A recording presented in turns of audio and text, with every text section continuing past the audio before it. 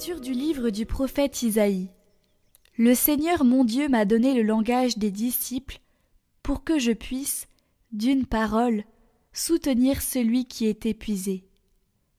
Chaque matin, il éveille mon oreille pour qu'en disciple j'écoute. Le Seigneur mon Dieu m'a ouvert l'oreille, et moi, je ne me suis pas révoltée, je ne me suis pas dérobée. J'ai présenté mon dos à ceux qui me frappaient, et mes joues à ceux qui m'arrachaient la barbe. Je n'ai pas caché ma face devant les outrages et les crachats. Le Seigneur mon Dieu vient à mon secours. C'est pourquoi je ne suis pas atteint par les outrages. C'est pourquoi j'ai rendu ma face dure comme pierre. Je sais que je ne serai pas confondu. Il est proche, celui qui me justifie. Quelqu'un veut-il plaider contre moi? Comparaissons ensemble. Quelqu'un veut-il m'attaquer en justice? Qu'il s'avance vers moi. Voilà le Seigneur mon Dieu, il prend ma défense. Qui donc me condamnera?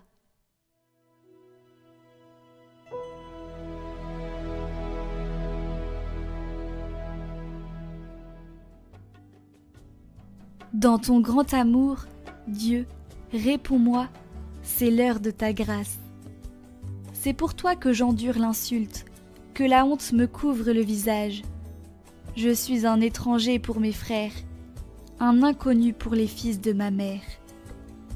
L'amour de ta maison m'a perdu, on t'insulte, et l'insulte retombe sur moi. L'insulte m'a broyé le cœur, le mal est incurable. J'espérais un secours, mais en vain. Des consolateurs, je n'en ai pas trouvé. À mon pain, ils ont mêlé du poison. Quand j'avais soif, ils m'ont donné du vinaigre. Mais je louerai le nom de Dieu par un cantique. Je vais le magnifier, lui rendre grâce. Les pauvres l'ont vu, ils sont en fête. Vie et joie à vous qui cherchez Dieu. Car le Seigneur écoute les humbles, il n'oublie pas les siens emprisonnés.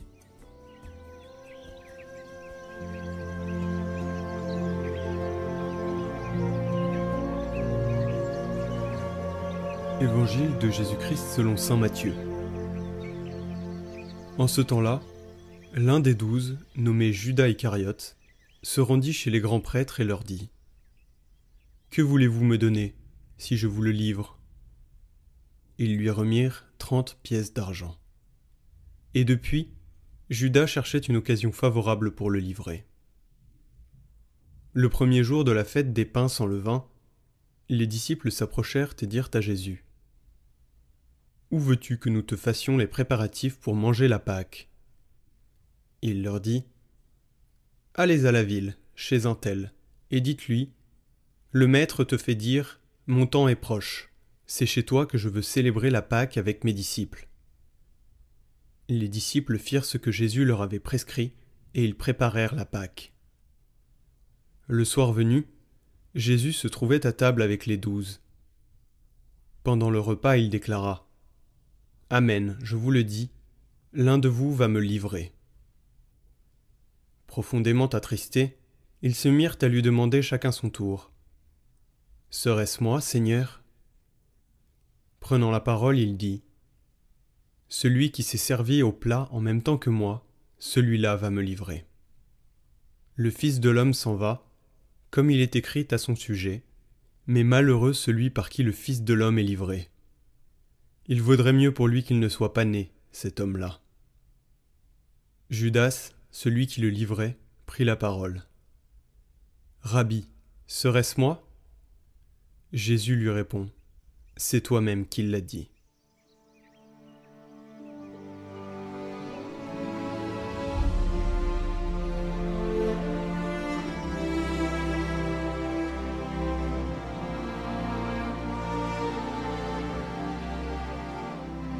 Il y a des gestes qui brûlent la mémoire de l'Église comme des braises sur le cœur.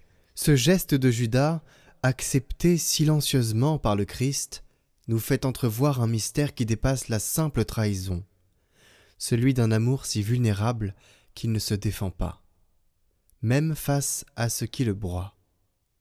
Jésus, dans l'intimité du repas pascal, ne cesse de se donner à ceux qui vont l'abandonner, comme s'il voulait par ce don les sauver jusqu'au bout. L'Évangile de ce jour ne nous parle pas d'un échec à pleurer, mais d'une porte que Jésus continue de laisser ouverte, même pour celui qui choisit de le vendre. Il y a là le scandale de la tendresse, qui ne se protège pas, qui accepte d'être blessé pour ne pas cesser d'aimer. Le prophète Isaïe semble déjà entendre ce silence. Cette offrande sans défense. Je n'ai pas caché ma face devant les outrages. Il ne s'agit pas ici d'une résignation passive de Jésus, mais d'une décision brûlante, celle de ne pas répondre à la violence par la violence.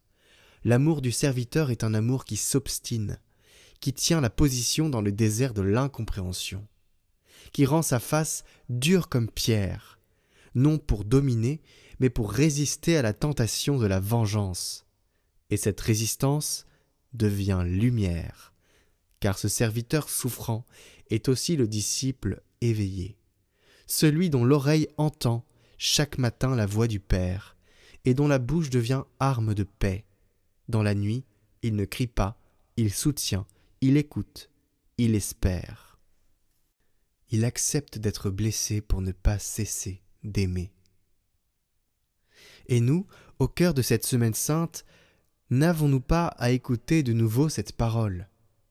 Elle nous invite non seulement à haïr le péché, mais à discerner la manière dont il peut se glisser jusque dans nos gestes religieux, jusque dans nos fidélités apparentes. Judas n'a pas quitté la table. C'est son cœur qui s'est éloigné.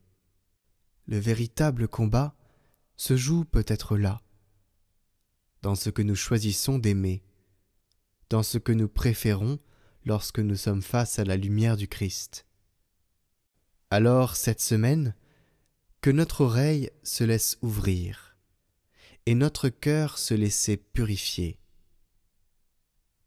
Car c'est à ce prix que nous pourrons, à la suite de Pierre rétabli, non pas nier, mais confesser l'amour plus fort que la trahison. Et j'aimerais, chers amis, ajouter quelque chose. Il faut ici, c'est l'occasion de dénouer un malentendu spirituel trop répandu qui est très dangereux. Judas ne s'est pas sacrifié pour que l'humanité soit sauvée. Il n'est pas un héros tragique, ni une sorte de rouage indispensable du plan divin. Dieu n'avait pas besoin de sa trahison pour accomplir le salut. Ce n'est pas Judas qui a rendu possible la croix. C'est l'amour du Christ qui a librement embrassé la croix malgré Judas. Dieu n'a jamais voulu le mal pour faire surgir le bien. Il le permet, mais ne le programme jamais. Judas n'est pas un martyr. Il est celui qui a refusé de croire qu'il pouvait encore être sauvé. Celui qui s'est enfermé dans son propre désespoir. Alors pourquoi l'Église chante-t-elle dans la nuit de Pâques « Bienheureuse faute qui nous valut un si grand Rédempteur » parce qu'elle ne glorifie pas la faute, mais la miséricorde. Ce n'est pas le péché qui est béni, c'est l'amour qui l'a surpassé. Cette exclamation dans l'Exulté ne dit pas que le péché était bon ou nécessaire, mais qu'il a été vaincu par une grâce infiniment plus grande. La faute est bien réelle, mais elle devient dans la lumière pascale le lieu d'une victoire que seul Dieu pouvait offrir.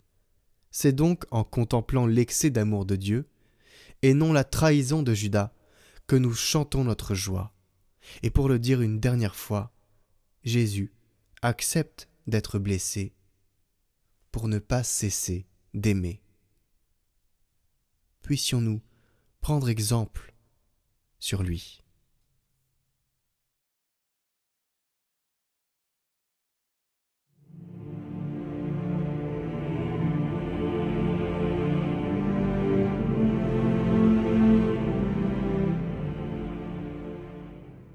Bonjour à tous. Est-ce que nous ne pourrions pas parler d'autre chose? Changer un peu de sujet. À vrai dire, personne n'aime vraiment parler de Judas, et l'Évangile ne parle à peu près aujourd'hui que de lui. Bien sûr, on pourrait astucieusement bifurquer sur une première lecture un peu plus attrayante que de parler de cet échec de Judas. Mais l'évangile d'aujourd'hui insiste, du début à la fin, en passant par son milieu, insiste sur la figure de Judas, sur le désastre qui est en train de se jouer. L'événement de la croix est terrible. Il a vraiment l'apparence d'une défaite. Seule la foi nous donne d'en voir la victoire cachée. Mais Judas, n'est-ce pas l'amour de Jésus mis en échec? Celui dont il a fait un apôtre, celui qui a été probablement son confident, à qui il a tant confié sa confiance, qui se met à le trahir, à le vendre. N'est-ce pas l'amour de Jésus, le plan de son salut, qui est mis en échec? Peut-être dira-t-on que l'amour de Jésus est si grand, sa miséricorde si infinie, que rien n'empêche que Judas ait quand même été sauvé finalement par Jésus, ce qui permet de dire que personne n'a vraiment échappé à son œuvre de salut. Pourtant, Jésus lui-même dit aujourd'hui de cet homme-là que pour lui, il aurait mieux valu ne pas naître. La présence de Judas parmi les personnages de la Semaine Sainte, ce n'est pas seulement la présence du traître. Ce que Judas fait vivre à Jésus, ce n'est pas seulement la trahison, c'est aussi l'échec, tout simplement l'échec. Jésus a consenti qu'on puisse se soustraire à sa victoire. Il est le sauveur du monde, le sauveur universel, mais il permet encore que certains puissent refuser d'être emportés par cette victoire, de marcher avec lui dans sa victoire, d'être saisis par son triomphe. Cet échec, il n'est pas sans importance pour nous, les disciples de Jésus, que notre Seigneur ait connu lui aussi l'échec, comme il nous arrive parfois. Il a tout connu de notre condition, y compris la trahison et y compris l'échec. La figure et surtout la fin si triste de Judas badigeonne de noir, d'obscurité, la toile de fond de cette Semaine Sainte où tant d'événements lumineux vont se dérouler. Ce fond obscur, ce fond de noirceur, cet arrière-fond peint à l'encre et au goudron est très important pour mieux faire ressortir l'éclat de la victoire du Christ. Nous savons, à cause du désastre de Judas, de quelle défaite nous avons été tirés, quel désastre il nous a été donné d'éviter. Nous pouvons, nous aussi, nous soustraire à la victoire de Jésus. Son salut ne nous est pas accordé de manière automatique et toute notre liberté doit s'en saisir. Chacun de nous est capable de baisers qui sont des trahisons. Chacun de nous est capable de préférer une poignée de piécettes aux immensités du ciel. Chacun de nous est capable de trahir son ami, de le vendre à ceux qui le haïssent. Judas a dressé pour nous le terrible portrait du péché que Jésus venait vaincre. Il est venu nous montrer jusqu'où pourrait nous emmener cette pente qu'il y a en nous, cet attrait funeste pour le refus d'aimer, pour le durcissement, pour le rejet. Si nous ne croyons pas que la figure de Judas puisse intercéder pour nous au cours de la Semaine Sainte, nous croyons en revanche que sa figure peut nous inspirer, peut nous alerter, peut nous éveiller. Elle nous indique la physionomie véritable du péché, que Jésus est venu vaincre et que nous devons encore, en lui, à ses côtés, combattre. Prions ensemble pour demander cette grâce au Seigneur d'une vigilance contre le péché, d'une lucidité à son sujet et d'une combativité en Jésus-Christ pour pouvoir en triompher. Seigneur Jésus, en ce jour, nous te demandons la grâce d'une détestation du péché, pour nous et pour tous les pécheurs. Donne à de nombreuses âmes aujourd'hui, de par le monde, en ces jours bénis de Semaine Sainte, de se repentir, de détester leurs péchés en ayant démasqué la vérité sinistre et de choisir la vie, de choisir ton amour jusque dans l'éternité. Amen.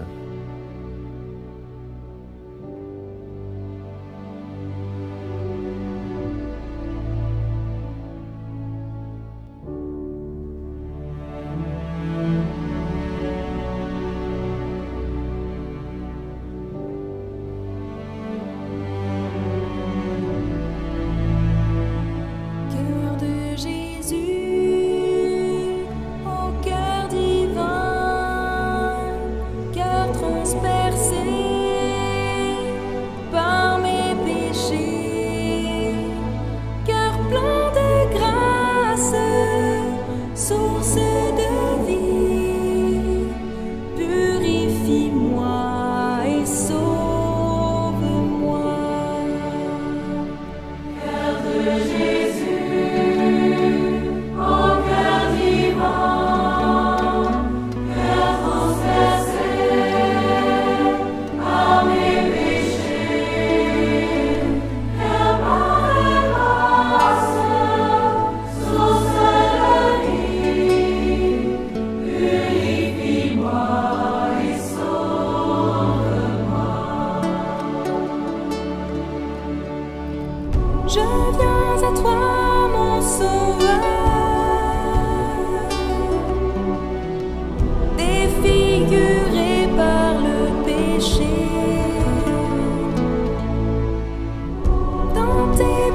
blessures, je me cache. Rien ne peut me séparer de toi, de ton amour immense. Cœur de Jésus, oh cœur divin, cœur transpercé par mes péchés, cœur plein de grâce, source de vie, purifie-moi et sauve-moi. Voici ton cœur rempli d'amour, Jésus mon sauveur. Ce cœur brûlant qui pour moi a tout donné, vient me délivrer du péché par le sang et l'eau qui ont jailli de ton côté transpercé. Cœur de Jésus, oh cœur divin, cœur transpercé par mes péchés, cœur plein de grâce, source de vie, purifie-moi et sauve-moi.